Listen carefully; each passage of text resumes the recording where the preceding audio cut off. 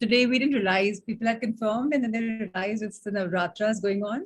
I So a lot of them. about it, not just that, many weddings on as well, but it's fine. As I told you, it's really immaterial. It doesn't matter. 2 or 10 or more, it's cool.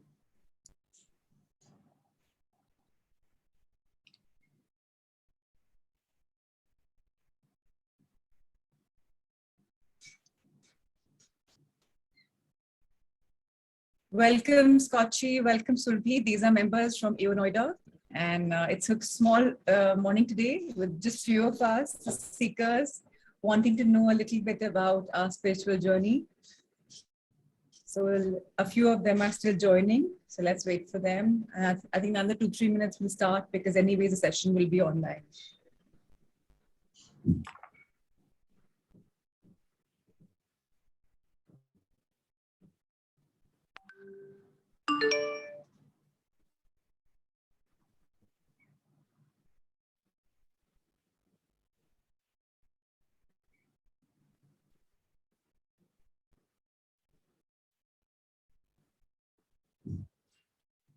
Hi, I'm Dr. Albert.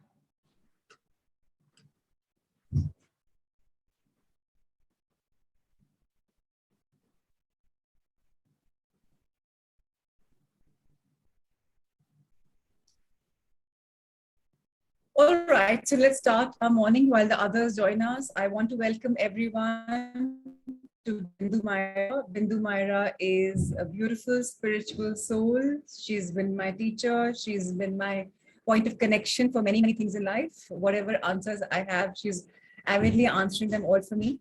She comes as a person in life who's always there to help whoever is interested in taking their life forward. And she is blessed with a lot of modalities of healing, of helping others heal and make them come across in their life with so much more. So she's been intuitive from a very early age. She's had a deep and abiding interest in all things which are mystical, spiritual, and esoteric, led by an extensive study of the subject. She studied a lot of this. It's just not that she's only gifted. She has put the science in practice and really used that. And she found her true calling and gave up her full-time career over 18 years ago, just for being in this world and helping people like us, seekers like us, take their journey forward. So ever since then, Bindu has been helping to guide and heal an ever-growing list of clients from many countries across the world. And it's unbelievable how far and wide she's taught. Her modalities include tarot reading, crystal healing, hypnotherapy, sound healing, and counseling workshops and healing retreats. And her Egyptian retreat is something that I am looking forward to going, whenever it happens. She has been featured in a book called Change Your Life, along with some very illustrious, well-known gurus and healers in the country. She's written articles from many magazines and published in a book, which is called The Holistic Wellness. It's become a bestseller on Amazon as well. And radio shows, television shows, on all of that print media is always there inviting her. And she's been guiding many, many groups locally, nationally, internationally. She's been conducting empowering and healing workshops for individuals and many corporates as well. One of her meditations that I've shared with all of you, it's called the Light Meditation, is channeled. So which means she's got the psychic abilities, and that meditation was channeled by somebody is in her voice. She also channels so much more, which is, and of late I've had this advantage of her channeling for my life purpose, and it's been absolutely amazing. Now, addressing literature festivals are all part of her 18-year-old journey. And besides that, she's very much into healing centers like Angel Lights. She's into color and sound therapies. And as she talks about today, today is not about just discovering what spirituality has to offer for us through these modalities. It's also about how each one of us can tap into our innate potential by discovering our spirituality. And I think me saying anything more about this would not really be wise. I think it's best if Bindu Myra takes us forward. So I welcome you, Bindu Myra, on this beautiful platform of my EO. We have just taken birth a month ago, and we're just starting our baby journey, steps into this beautiful journey.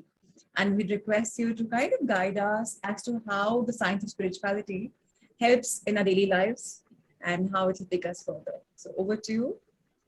And please address us all. Yeah, first and foremost, many congratulations on this new venture. I have to say, I mean, it's always been something meaningful to do, but never more so than now, given the fact that Earth itself is in a state of ascension and we're actually moving from 3D into 4D. So, I mean, that's a whole other subject, but I wish you all the best with this. And I'm really happy to be here as one of your first speakers. So what I do, My yes. yeah. So what I do want to say is, of course, I've been doing all that I do for the last 20 years professionally. I was engaged, involved, interested in all this, I think, since I was 12 years old, maybe even goes even further. But all I want to say is, you know, in the last so many years, I've lost track of the number of times I've sat through animated, sometimes very heated discussions between the believers and the non-believers of what a lot of people refer to as mumbo jumbo. So whether it was things like Reiki, Feng Shui, Vastu, etc., you have the believers and you have the non-believers. Astrology, numerology, Vastu, I mean, I could go on and on. And the sheer numbers of times I've had a complete skeptic walk in for a tarot reading and walk out absolutely blown away with the kind of detailing and, you know, the nuances that come up, the kind of guidance that come up. So of course I give talks on how tarot works, but today we're here to talk about something else. What I want to point out is that all these prophetic and mantic arts, which are part of what we refer to as, these are all spiritual modalities, they developed hundreds of years ago. And what is actually happening now, we are just experiencing a resurgence in a wave that seems to be sweeping across the entire globe. More and more people are doing yoga, retreats, meditation, spiritual workshops, consulting all kinds of healers, doing all sorts of what people call our alternate things in order to deal with their stress, in order to get guidance. But these are all esoteric, spiritual, otherworldly realms. And they all go into all this to find peace, to find happiness, to find success and healing. So what I wanted to point out, Will, is if it's such a big growing wave, if it's been around for as long as it has, there must be something to it, right? And it could not have survived if there wasn't something tangible to it. And I'm talking the science. If all these things have survived all these hundreds of years, there has to be something to it. So you're all aware that we have a left brain and a right brain. One is the scientific, logical part of one, and one is the intuitive side of us. And I was always just very much, a very intuitive person, not interested in science at all, till I think the most amazing part of this journey that I've been on was to discover, initially it was a surprise, and then, I mean, it just blew me away to realize and understand that science and spirituality are one and the same thing. They're just two sides of the same coin. I actually ended up learning and understanding more about science because I was on a spiritual path rather than I would have ever done otherwise. So to put it very briefly, science is simply the physical, or science as we know it, the physical material aspect of things, and spirituality is the metaphysical aspect of things. So they both come together in what has become a leading subject today. Everyone's heard the term quantum physics, right? Quantum means the quantum world, the world that can be felt, can be sensed, but maybe cannot be seen. Some can see it. So the more I delved into the spiritual world, the more I understood that all this is science only operating at a level that the layperson doesn't understand, or more specifically, actually bother to go into. So quantum physics basically explores the subatomic level at which everything in the universe operates. It explores the roots, the origins, the genesis, the drivers, if you will, in nature, in the world as we know it, and in the larger universe. It appears a complex subject, and it is when you go into the detailing, but on a simple basis, if I say it in a sentence, every single astrophysicist, quantum scientist today speaks and operates from one place. They all say the universe we live in is conscious. There is a consciousness in the universe. And when you use the word consciousness, what do you think of? Spirit, right? Consciousness comes from spirit. So what is spirituality? I want to state this very emphatically. It is not religion. Religion is one of the paths that you can walk through in order to get there. Spirituality simply means being in touch with your own spirit. And hear this now, once you're in touch with your own spirit, you can actually be in touch with the spirit of the universe. When you're in touch with the spirit of the universe, I mean, what does that mean? Basically, you're in a state of conscious awareness.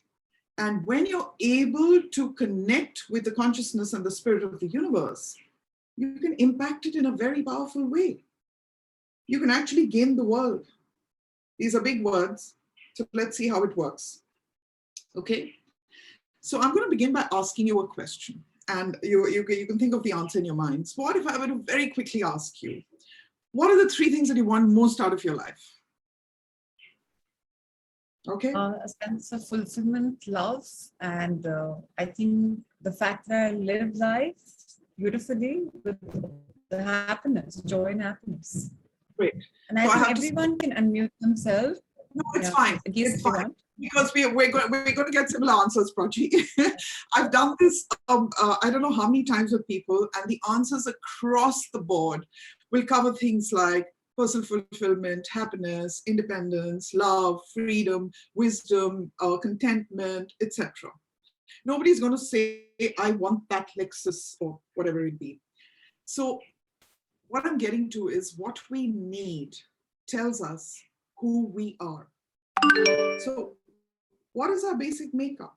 What is our substance? What is our core beingness, if you will? So the essence of our being is one thing, and that's desire. Desire is what drives us. It's what makes us tick. And we are all desires on foot, constantly seeking to fulfill our cravings. Our whole sense of wellness is linked with a feeling of having all aspects of our lives fulfilled, right? And in a state of flow.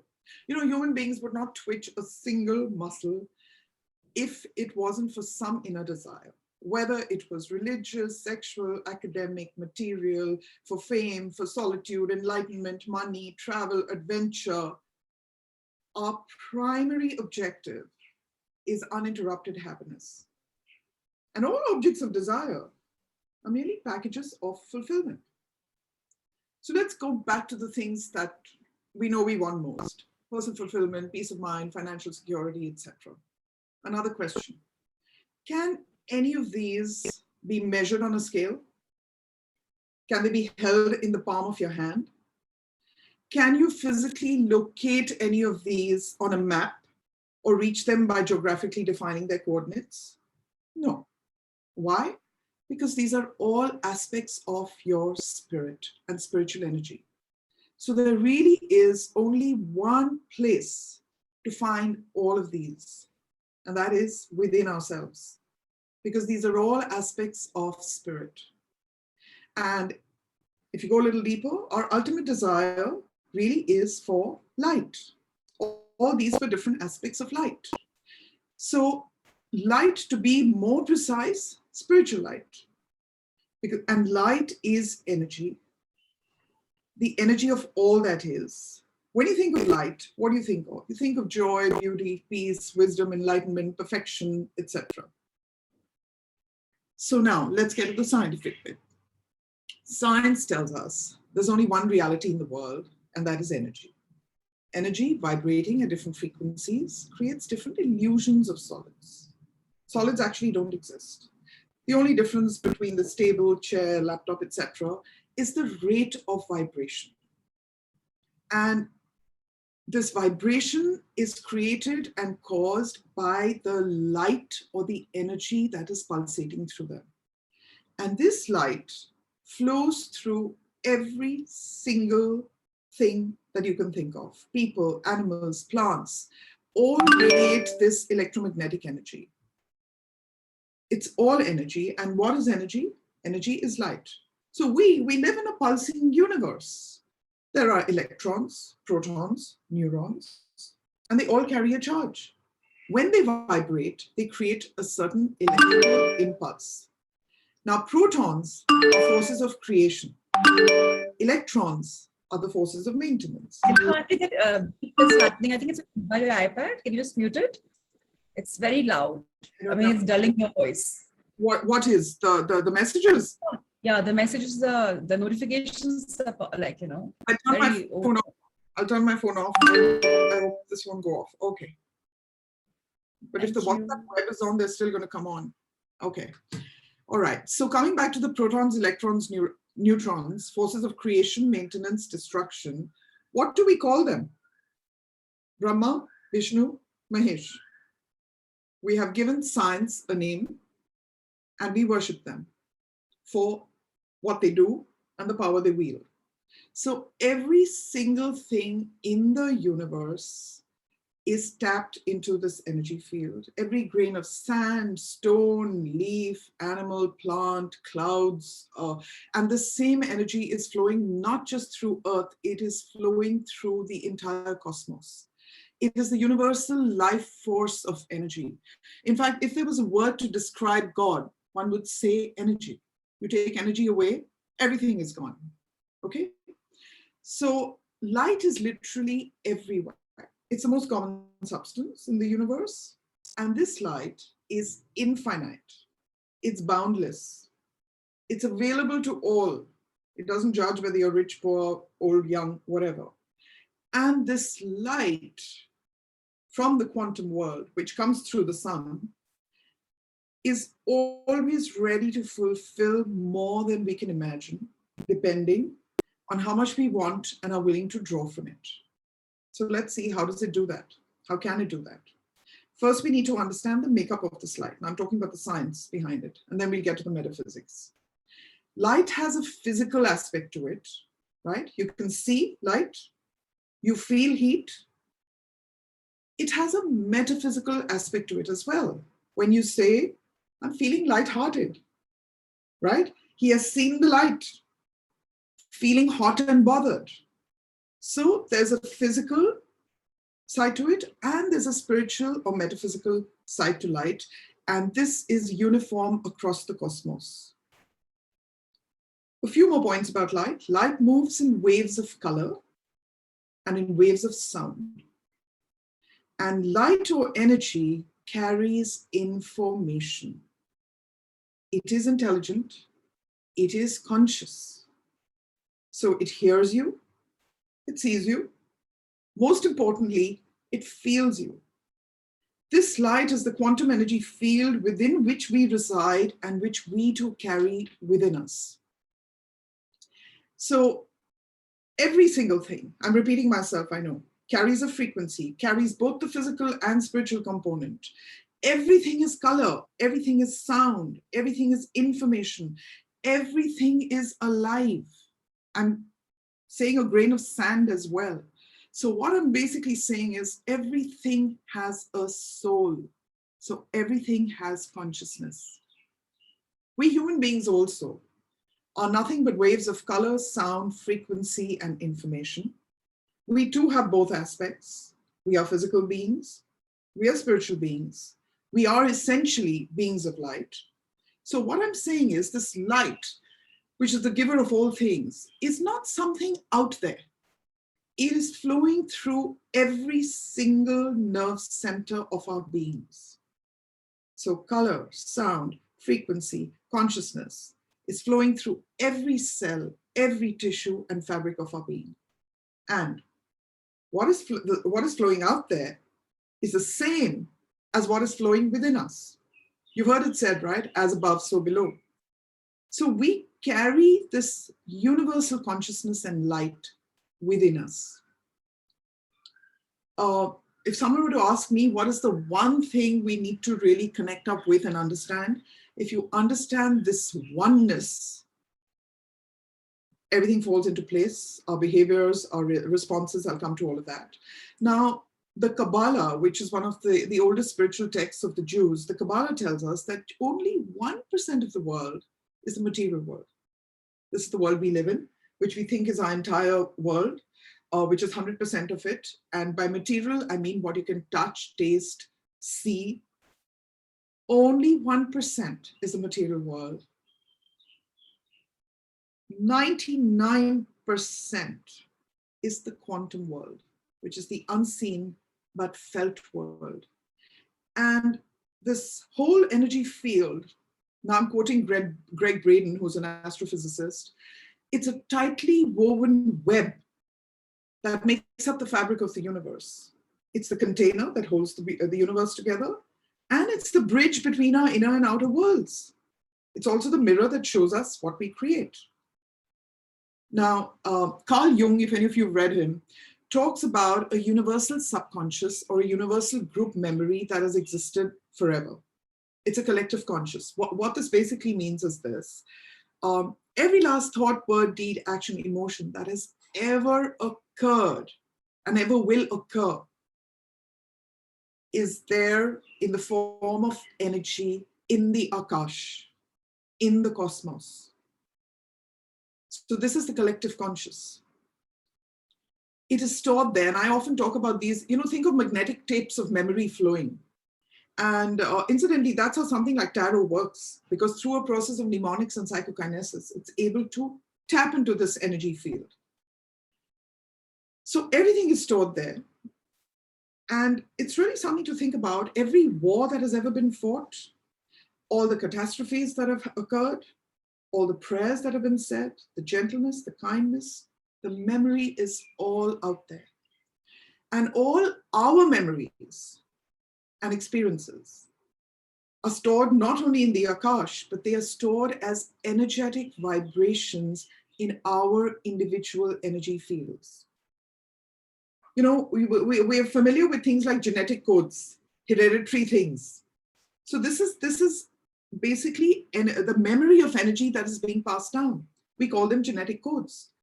And this creates the consciousness of the cosmos. It's the shifting consciousness based on what is being put into it and what is being drawn from it. And each and every one of us connects with it and contributes to the whole. Each of us draws from the same collective. And even though you may not be aware of it, you're in constant communication with it. Through your thoughts, through your emotions, through the words you speak. And this intelligence is governed by a law, something we all talk about, but don't realize how deep it goes. I'm talking about the law of attraction. The first law says, that which is like unto itself is drawn. I'll explain later how this works. So this 99% of what is out there, the quantum world, which creates everything, is the source of all lasting fulfillment. This is the realm of spiritual light. All knowledge, joy, wisdom dwell in this realm. And I said this already, they all come for free. It doesn't differentiate who it gives to and who it doesn't. And this 99%, though undetected by our senses, is far more real and authentic than our entire physical world. 1% is darkness of the material world, 99% is light. And what have we been trained to do? To focus on the 1% to try to achieve what every one of us wants, which is the 99%. Joy, wisdom, happiness, independence, all the things we talked about. So this light holds the energies of the universe together. It holds the energies of the earth, of air, of water, of fire. So what am I basically saying to you? Earth is consciousness, air is consciousness, water carries consciousness, and fire carries consciousness. So together they make up the energies of the universe, and we are part of that energy. And it's flowing through every nerve center of our beings. All is one. There is no separateness. The way you think or act affects the whole, and the whole affects you. So have you ever thought of the word universe? Universe, one verse, one song, one vibration. Now, I'm not going to go too much into details with all of this, but I'm just in terms of the elements. But if you think about it, no matter which religion, whichever ritual is happening everywhere, we all use elements of earth, air, water, fire, right? There's a reason why these are used in all, not just our havans back home in India, but across the world, in churches and everywhere.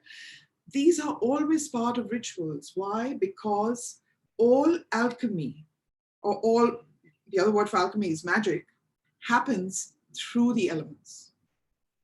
And you can actually heal yourself with water, with fire. I do all of that in the Karmic healing retreats and all that I do.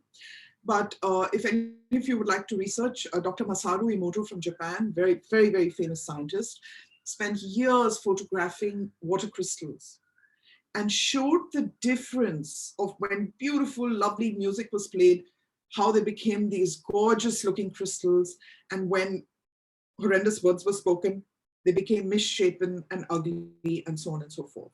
So a simple way to heal yourself: before every glass of water you drink, just talk to the water and say, this water heals me completely. This water makes me healthy. All good things come to me through the water. For your family, you are with a jug of water, on a piece of paper, just write down peace or love, harmony, togetherness, whatever, and let everyone drink from that. You know, the signature, the energy signature of the water changes when you do this. So similarly with plants, as I said, I don't have time to go into details, but your plants pick up your emotions, they respond to them, they hear you. You can be sitting at the end of the earth. If you go through an emotional upheaval, your plants will register it here. I have many stories to tell about this, but unfortunately no time today because I'd like to cover what I want to. So you can heal with water, you can heal with plants, and it is not imagined, it is real. And the other thing you need to keep in mind, wherever you go, you are breathing in. Your breath is the bridge between consciousness out there and inside of you. With every in-breath, you're breathing in awareness, consciousness, energy. With every out-breath, you are leaving your energetic imprint wherever you step.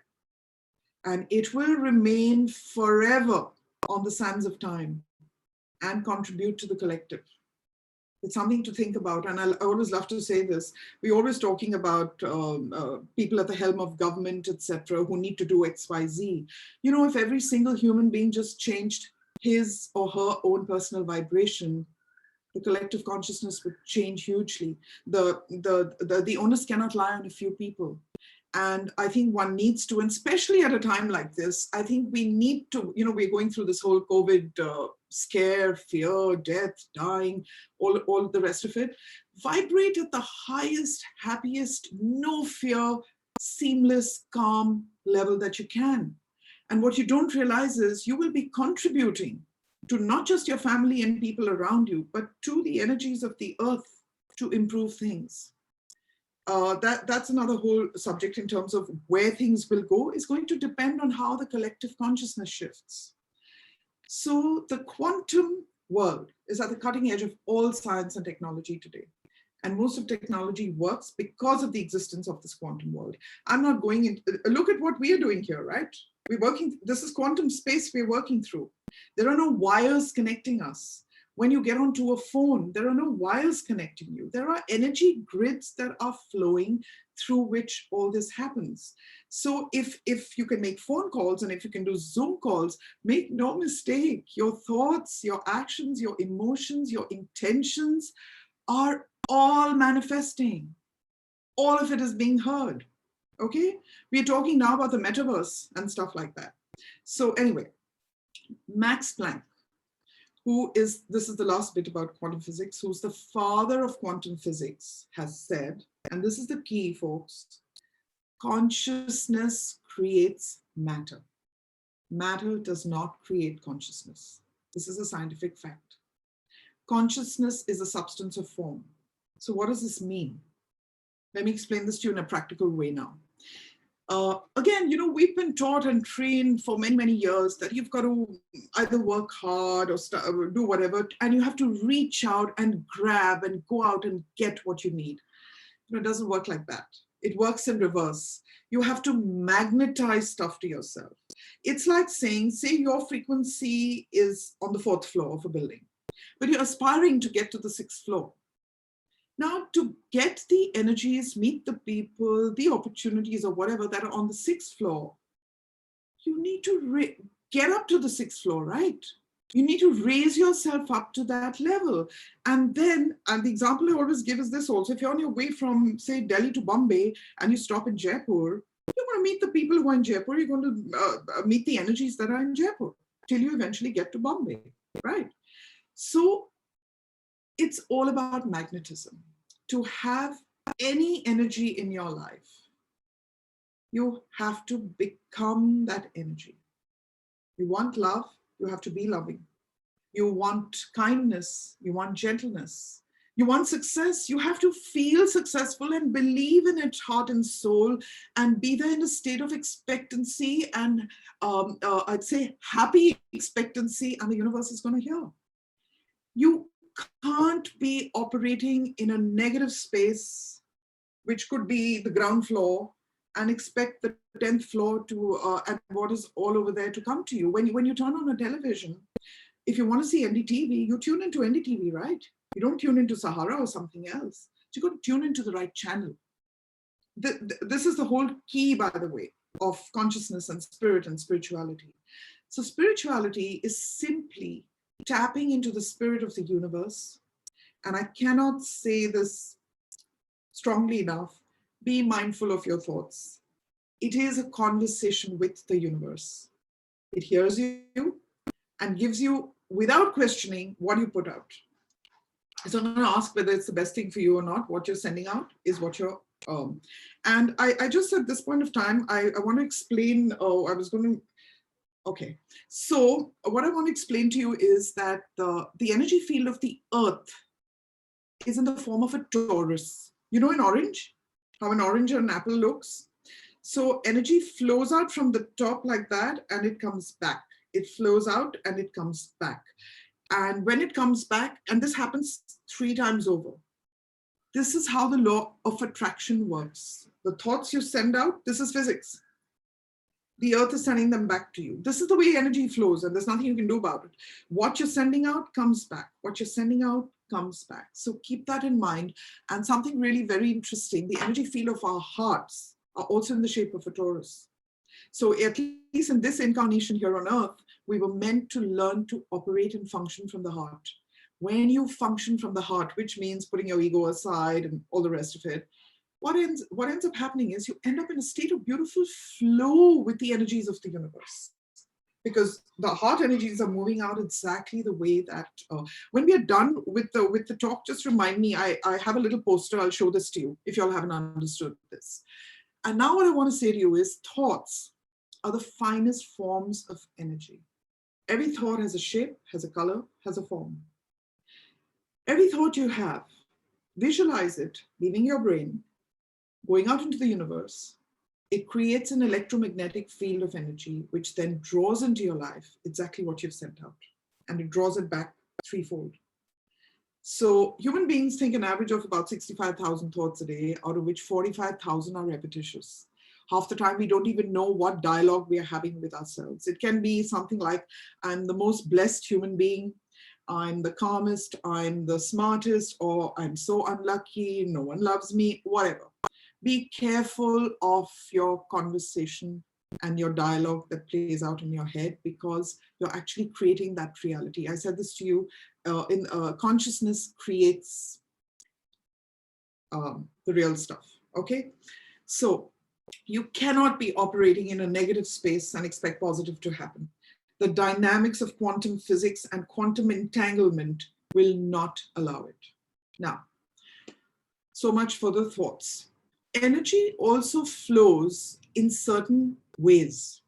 I don't know whether any of you have heard of the Platonic solids, but different flows of energy create different solids, what we see in the material world, and different flows of energy also create different essences of energy.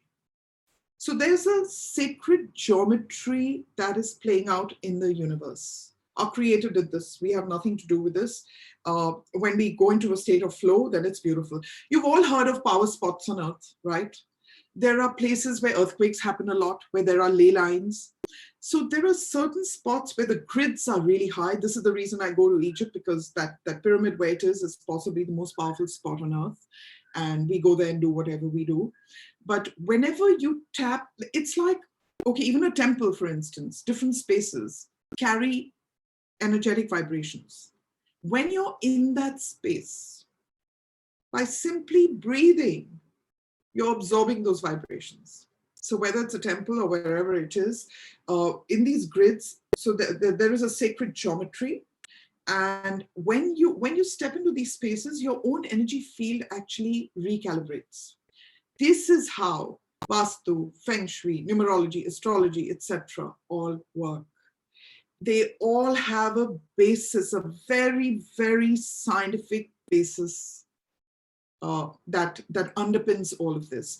And when we go to people to get guidance and advice, it is to enable us, to enable our paths. Sometimes you see magic happen at once. Mostly, I love to say this, the currents are actually flowing under the surface and you may not even realize it, but they take you on. So spaces hold memory and carry energy. Simply put, how do you feel when you go to the mountains? How do you feel when you're by the seaside? How do you feel after you've been in a pub for very many hours? It's going to deplete you. So the single most important thing is develop your consciousness and your awareness of all this, the spaces. Make your choices consciously. Spirituality is nothing but being in a state of conscious awareness. This is what I started by saying to you. When you become conscious of all this and make your choices consciously, you need to ask yourself, who are the people in your life? What kind of energy are they bringing to it? It could be positive or negative. I don't even like to use those words, but anyway, the more important thing is, if it is negative, how are you handling it? Are you allowing yourself to become as negative as they are? Are you allowing yourself to be sucked into a vortex of energy? Or do you just manage to create a screen which says, okay, I am who I am, and I'm not going to allow this to turn me into something I'm not? There are various ways of protecting yourself. Be conscious, be aware. So whether it's people, whether it's spaces, whether it's places, through every breath, you're breathing in information, consciousness, emotion, and the frequency and memory held in that space. And you're leaving your own footprints wherever you go. The other thing is, each and every one of us has come down with a specific path.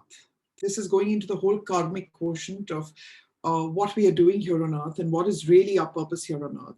I mean, do you think we were born to just grow up, study hard, land a great job, earn a ton of money, find a partner, procreate, bring up those kids, grow old, die, and then the cycle repeats? The cycle repeats for a point and a purpose, which is soul growth. And with each incarnation, the endeavor is to refine your frequencies more and more and more till you become so refined that you become light and you merge with the light. That is what nirvana is. That is what going home is. So in each incarnation, we have chosen a certain path. We have chosen to do a certain learning. So each and every one of you have come down with a specific path and a purpose. Now, in order to fulfill the specific path and purpose, you've come down with the gifts you need in order to fulfill that role. Finding your purpose and working with it will align you in the best possible way to realize your best goals. Everyone has different dreams and desires and aspirations. And I'm not just talking about work. I'm talking about becoming a certain kind of person. So I do soul readings as well, of course, apart from tarot, etc. But make this, apart from that, make this an endeavor in your life. How do you actually even begin to answer to it? It's by listening to that inner voice. Your inner voice is your higher self, which is your essence, which is connected to source energy. What we call intuition is nothing but our higher self talking to us and telling us. You put 5 people in a room, each one of them is going to have a different aspiration in terms of what they want to do, what they, etc. So rather than living what I refer to as a conditioned life, we are conditioned by our parents, by our schools, by our society, by everything we read, and all that stuff keeps changing. And if you keep trying to fit into that, you're going to end up in a box. And the kind of fulfillment that you talked about in the beginning of the talk that you're aspiring to, that can only come with finding the courage to step out of a box. And it won't even be courage. It will become the most natural thing when you learn to listen to yourself first. I'm not talking about going out there on a rampage and creating mayhem. It's about, you know, your inner voice is talking to you. So, and the more you listen to it, the louder it's going to speak to you. All right. So that part of you is a part of divine consciousness, is a part of divinity. We are divinity. You are divine consciousness having a human experience. Harmony, wholeness, completeness is the reality of divine consciousness. It is actually, so it's not something you have to go out and seek. It is a part of us. You have to just delve into yourself and discover it. I mean, every spiritual text and guru says, go within. What is go within? Go within is know yourself. Go within also, of course, is meditation, because through that, a lot of beautiful answers, guidance, etc. come. So to keep in mind that whatever is your consciousness, whatever is your awareness, whatever, it will create your intention, and that will then create your reality. Your consciousness will create success or failure, wellness, good health or disease. It can never be the other way around. Science has proven it today thanks to quantum physics. The universe responds to your frequency. If you're vibrating in the frequency of fear, guilt, shame, you're going to attract similar things. If you're in a vibration of love, joy, abundance, you're going to attract more of those things. So you have to become that. So coming back to where I started, nothing of our list of what we desire is actually found in the material realm. And I said this, we're looking, I'm repeating myself, we're looking in the 1% for 99%. The idea is not to turn you into ascetics, not at all. The idea is to make you even more joyous, partake even deeply in life, go out there, enjoy yourself, because, you know, the true essence of spirituality is joy. When your heart fills, and there are times when you feel, oh my God, I'm going to explode with happiness, with joy, then you know you're in a truly spiritual space. When you're feeling sad, down, nothing's happening, that's not spirit. That's not what spirit needs you to be. Okay? So we've all just erroneously conditioned ourselves into believing it was the other way around. It never was. We constantly link our inner state of wellness with the next job, promotion, person, house, car, boyfriend, girlfriend, holiday, dress, jewelry, my child's success. All these are externals. What happens when you actually get them? After a while, they don't excite you that much anymore. You move on to the next thing and the next thing and the next thing. Because what you're really looking for, and as I said, these are all just means of feeling all those other things. Because nothing of what we truly desire is of a physical nature. It is of the spirit. It is spiritual light. So everything we desire is of an ethereal nature. The minute you use the word ethereal, you're talking quantum. You're talking not even out there. It's the same thing in us. So why is it that our sense of fulfillment resides in the quantum world of 99%, not the 1% material world that we're so familiar with? So to understand that, and I'm going to do this very briefly, we need to understand ourselves first and what we are. You are not just your physical body. You have 7 different energy bodies. You have a mental energy body, an emotional energy body, an etheric body, an astral body, and a physical body. The physical body is the one you can see because it's the densest form of energy. And all these energy bodies carry color, vibration, frequency, sound, consciousness. All these energy bodies are flowing into each other. You think about it. Your thoughts affect your emotions Your emotions affect your thoughts. It stands to reason they will affect your body. All right? Energy can never be destroyed. It has to come and rest somewhere. So it always comes and rests in this physical vehicle of ours, which is our body. And if you've been going down, I don't like to use the word negative, but if you've been down a certain path, it's going to impact a certain part of your body in a certain aspect. Again, that's another whole workshop, no time to go into details. But I do want to say, have you thought of the word disease? Dis-ease. It's a lack of ease in your mental or emotional energy body, which manifests in your physical, which shows up. And that is, again, nothing more than a communication from your soul. Your soul is saying, change what you're doing or who you are, make a shift, and healing will happen. So different diseases are linked with different parts of your body. Now I want to ask you another simple question. Have any of you ever blushed? Yes. Have any of you ever felt your heart race? Yes. Have you ever felt your throat lock in? Yes. Have you ever heard of someone fainting in shock? Have you heard of someone's hair turning gray overnight when they got some news? Okay. So in half a minute, I've proven to you, your body is always speaking to you. There was one common factor with all the things I asked you. And what was that? There was an emotion. Emotion is energy in motion. So disease is just a lack of ease in one of your energy bodies. It is your soul's way of getting your attention.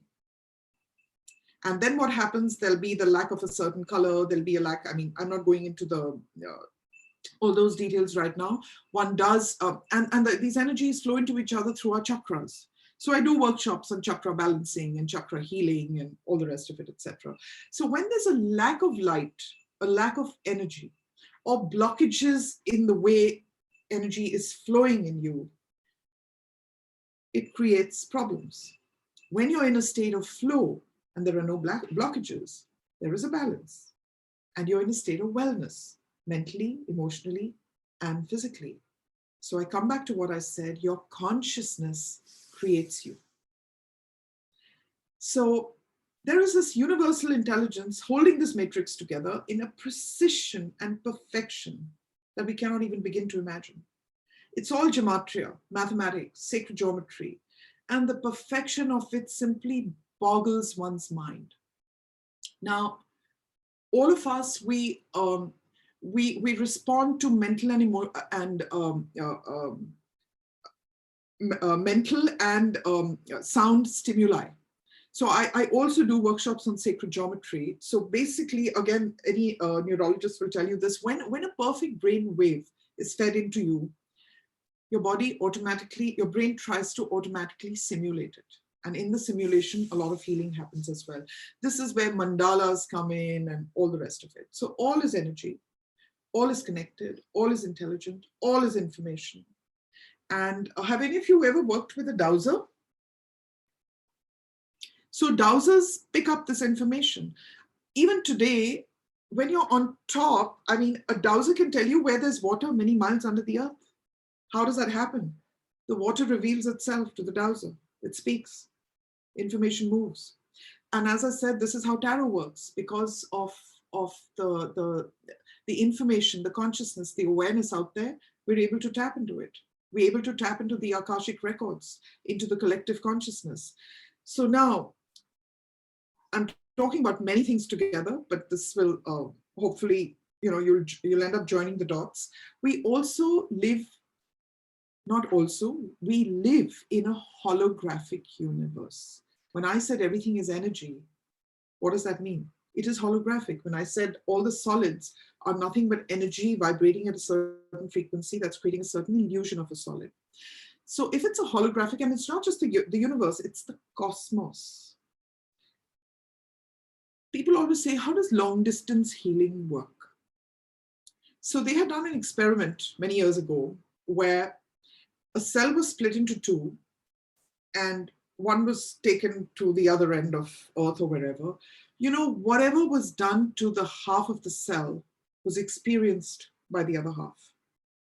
So when you're even doing something like long distance healing, the same way that we are Zooming and you can talk on the phone, you can send energy because there are grids out there. This is how it works. So when you get into the magnificence of the gematria of the universe, it is so humbling, I cannot tell you. The sheer beauty and perfection and grandeur of the scale of things. This intelligence which maintains the organization and balance of the universe, we have an extension of this intelligence called innate intelligence within each of us, which is keeping us alive, healthy, and in balance. And this innate intelligence or life force communicates with the rest of our physical being in large part via our brain, our spinal cord, and the rest of our nervous system, which is the controlling system of our body. And I said this, as long as the communication between our brain and body is open and free flowing, we remain in a state of optimum health. And when I talk health, I'm not just talking physical health. And to me, health is happiness, ease, being in a state of love, and being in a state of flow. That is health. So when there's an interference, then cells begin to break down. And when there are blockages inside of you, make no mistake, I said everything is resonance, you will create blockages outside of you. You may be working very hard to try to achieve something, say maybe with work or something. But say you're not well, say you don't really believe in your project, say, I'm working hard, but I don't know whether this is going to work. Won't happen.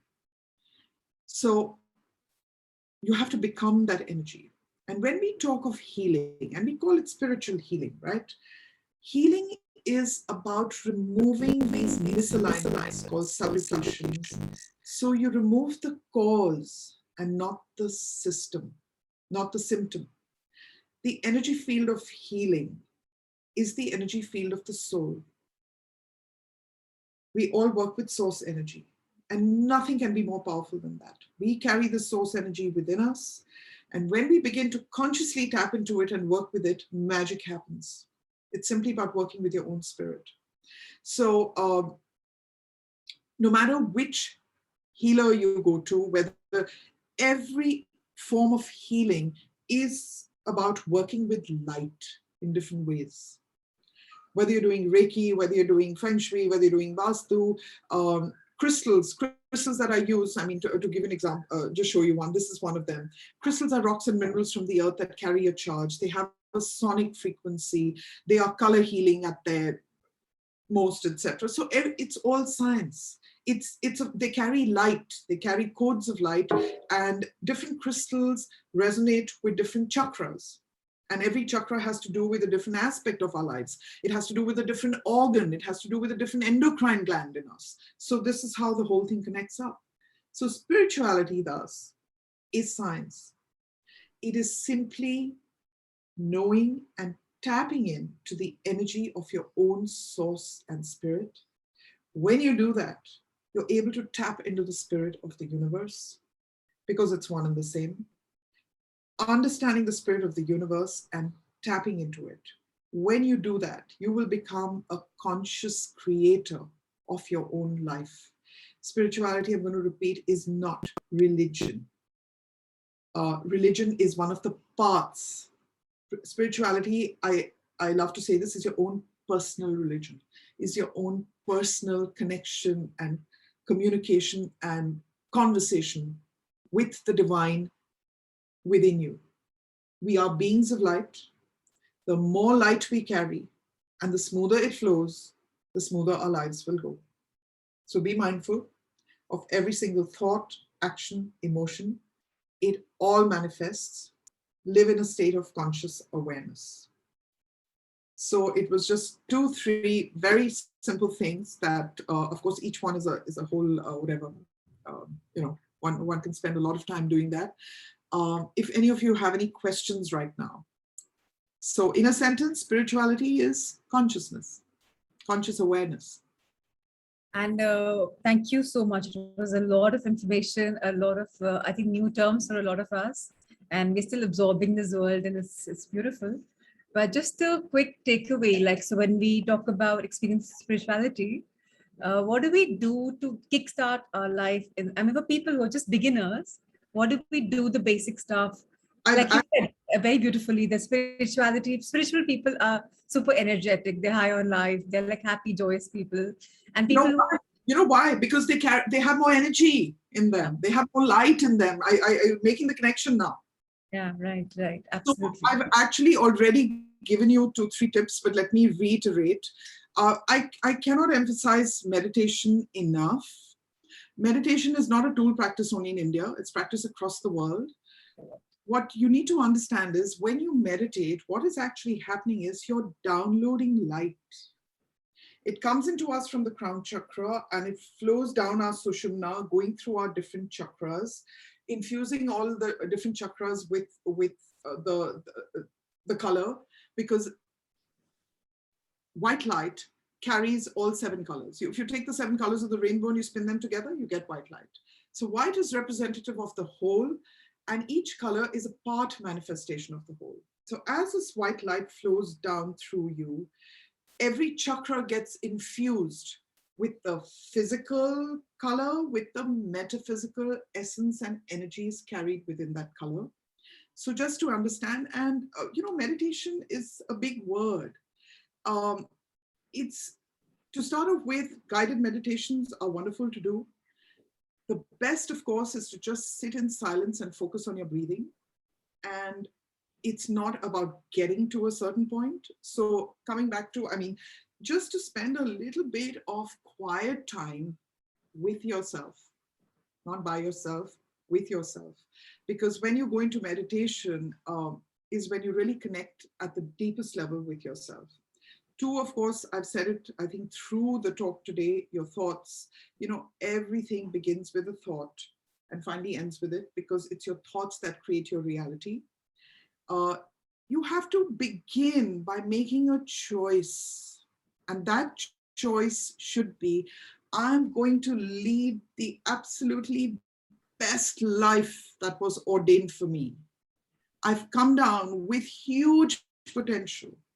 I'm going to work with my individual potential rather than being told what to do by anyone, because I know what fires me up, what excites me, what doesn't.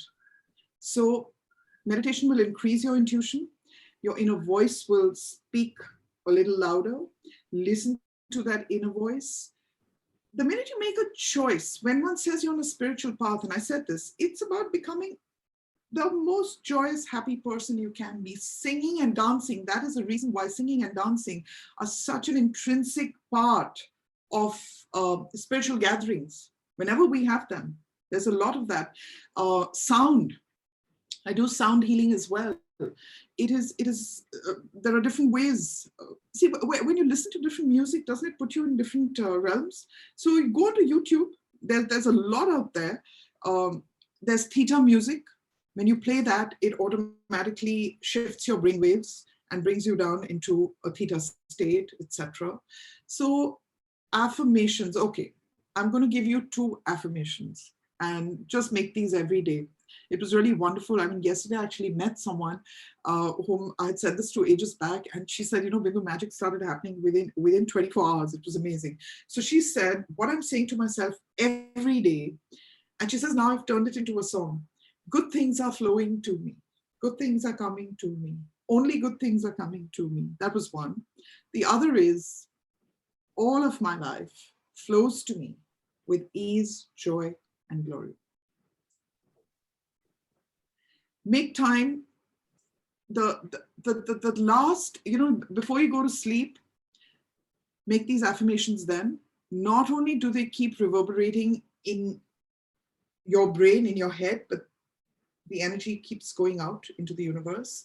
Last thing when you sleep, first thing when you wake up in the morning is the most powerful time to do it. But coming back to affirmations, the whole world is talking about affirmations. It's not about saying something. It's about feeling it. Because feeling it will put you onto that 6th floor or 10th floor of frequency where you want to go. As I said, it is about magnetizing stuff to yourself. You're not reaching out for something. When you become happy, joyous, in a state of flow, things will start to flow. So that's the other thing. affirmations made with feeling, because this consciousness, this intelligence out there hears you and feels you. It's the feeling. You can keep saying something for donkey's years. If your thoughts are going all over the place and you don't believe it, it's not going to work. You know. So when you're making an affirmation, visualize it. Feel how you would feel if it was happening. So affirmations, meditation, just this is the tough one. This is what I call the third law of attraction, really, is to, you know, we're all, most of us find it very difficult to accept what's going on around one. We want to change, we want to control. XYZ should respond to me a certain way, should be a certain way. Each one is on their own path. Each one has their own truth. Each one has their own reality. I mean, if I were to tell you, and I keep using the same example, eat potatoes every day of your life, you're going to say, I don't like, if you don't like potatoes, you'll say, why should I? You know, I prefer grapes, so I'm going to eat grapes or whatever. So allow people to be themselves. You cannot get into someone else's head to change them. But by changing your frequency, which can be, I'm in a state of calm, I'm in a state of flow, I'm in a state of patience, I'm in a state of unconditional love, then the energies out there will begin to shift, because remember, there's a vibration flowing out from you. So in terms of, if I can say it in a sentence, I mean, these are the few practical things I've said to you, but you just have to work with yourself. There's nothing out there. The only way to change, as I say, the only way out is in. It's the only way to do it. So, and one of my favorite, not favorite, I feel this is almost essential. You need to set aside some time every day. I call it the sacred hour, whether it's a half hour, whether it's a 1 hour. And for me personally, I find first thing in the morning is best, because you're not disturbed at that time. So whether you want to chant, whether you want to meditate, whether you want to read some good literature, you want to do yoga, you want to, you know, whatever, work on your different energy bodies. So this is what I do in the Karmic Healing Retreat. We work on the different energy bodies to create, you know, a strong magnetizing energy field. So do something that helps you physically. Physical has to do with exercise, it has to do with the right food, right sleep, etc. Mental is about your thoughts. We've talked enough about that. Emotions, to deal with your emotional energy body, is just one thing. Forgiveness, forgiveness, and more forgiveness. And forgiveness can only come when you don't judge, when you allow others to be who they are, because you want to be allowed to be who you are as well, you know? And all this will then combine to create your spiritual frequency. And your spiritual frequency will put you into the bandwidth that you aspire to. So it's a great idea to even write down as I said, the universe hears your thoughts, the universe hears your emotions. When you write down, it's very powerful. So write down these affirmations, write down what you want to achieve, not as I want, as I have. You have to say it in the present, even with the affirmations. So I think that's quite a bit to go to get started with, and the detailing of stuff one can do. Any other questions? It sounds simple when you and affirmations are powerful. Writing about your dreams, and again, the form of affirmations is powerful. Having meditation our time is powerful. Thank you for these few bits which can make our lives, everyday lives, better.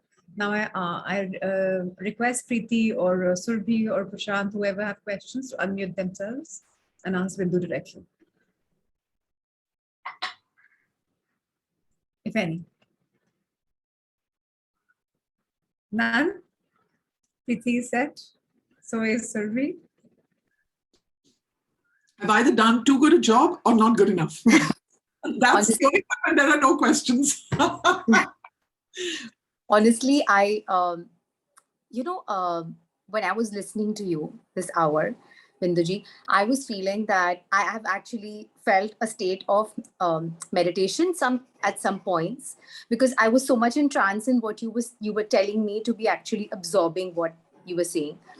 There are millions of questions. But I think what I realize is that I will get those answers from within. So if I read little by little whatever you have said, and I've noted nothing down today, because I feel and I truly believe that, like you said last time also, whatever it works for me will come to me, right? So I'm at that state. So honestly, if you ask me, I have a million questions, but right now I have nothing to ask. So I believe that it'll come to me from within. Thank you so much for this. Which is how it works, because whichever point you're at, you know, as I say, when the student is ready, the teacher appears. It's like peeling layers of the onion. All of our paths are like that. You know, you go to a level, you understand, and then as your consciousness expands, your understanding expands as well. I'm sure you felt this with some books. If you've read a book, say about 10 years ago, and you reread it now, you get far more meaning out of it, right? So that's how it goes. Okay. Thank you so much. You're welcome. As a group, at the moment, we are reading Magic by Rhonda Byrne every day.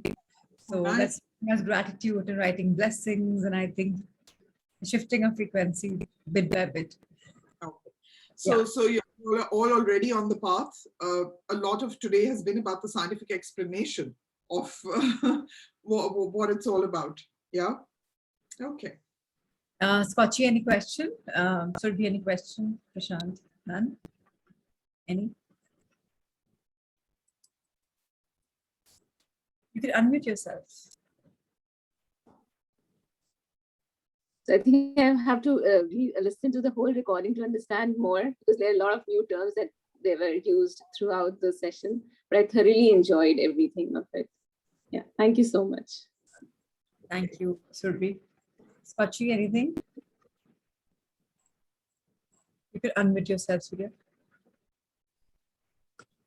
So the science part was that was a new thing for me, which I could understand after listening to you, that actually I could relate that it is true that what you had said about the energy shifts and all those, quantum and, a lot of things that you had said. So, it made a lot of sense. And Prachi has already been guiding us, this past month, and it's been a totally joyful experience. And plus you added a lot more to it, and, giving us a more stronger belief that, yes, that it's the right path that we are on, actually. And we're enjoying every moment. I'm enjoying every moment of it, absolutely. Wonderful. That's what you're meant to do. Just enjoy it to the yeah. Yeah, like the affirmations and the gratitude journal that we've started, without fail, writing the gratitude journal every day. That's like my go-to thing every early morning. And I have felt like a major shift in my life in past 1 month, like, which is just amazing. And of course, the acceptance part, the acceptance that we need to accept whether, every situation or everything first, which is like about ourselves or about others, which is very important. So I have been feeling a lot of positivity in my life since I've started following this ritually. Thank you so much for the wonderful session today. It was really, really enlightening. Thank you. Thank you. Thank you, Scotchy, for your lovely words. Binduji, you have some acknowledgements from Prashant. He says, thank you so much, Binduji. This is really good. Thanks for your time and guidance. Thanks, Pachi, for making me a part of this. Thank you, everyone. Sonakshi Mohindra writes, thank you so much for the session. Quite enlightening. Missed some parts in the middle, so would love to have the recording. Thanks so much for organizing, Prachi and Binduji, for the amazing session. So really coming on a Sunday for a very first, interaction on this my EO spirituality session. I think I couldn't have asked for a better beginning, connecting with my dot, with Bindu itself. So it's really been magical. Tanisha, would you have any question? Priyanka, would you have any question? Otherwise, later on, if you have some questions, you can type and send it to me. I can forward them to directly to Bindu, and I can send the number so you can have your personal one-to-one also with her. So it's just a beginning. A lot more is coming up for all of us. And I really thank you, Bindu, from the bottom of our heart for taking this forward. Thank you, thank you, thank you. I call her Bindu auntie, but on the forum I thought maybe auntie over is a little too much. It's been So wonderful I've been being here, blessed. Bharti. I said it's been really wonderful being here. And once again, congratulations. You've already got feedback, you're making a difference in people's lives. Finally, on the last note, we're all here to give something back.